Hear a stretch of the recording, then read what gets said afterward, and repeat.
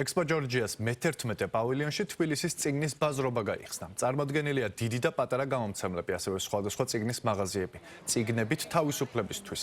ეს თბილისის წიგნის ბაზრობის 2025 წლის მთავარი სლოგანია. თბილისის წიგნის ბაზრობა 13 აპრილის ჩათვლით გაგრძელდება. გამომცემლობა მედუზა ჟანრულ ლიტერატურას გამოსცემს. ჩვენი ძირითადი მიმართულებები არის სამეცნიერო ფანტასტიკა და ფენტეზი. ყველანაირად ვცდილობთ, რომ ამ ჟანრის მოყვარულებს შევთავაზოთ სიახლეები.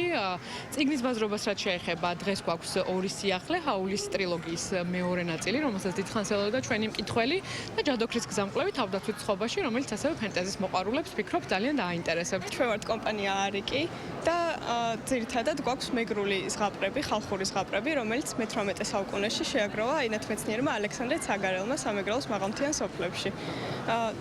ანუ ისინი ჩაიწერა მეგრულ ენაზე და შემდეგ თარგმნა უკვე ქართულად. ჩვენ ეს ყველაფერი გავაცოცხლეთ. გარდა ამისა, გვაქვს ყარამანიანის წიგნი, აჩვენებთ.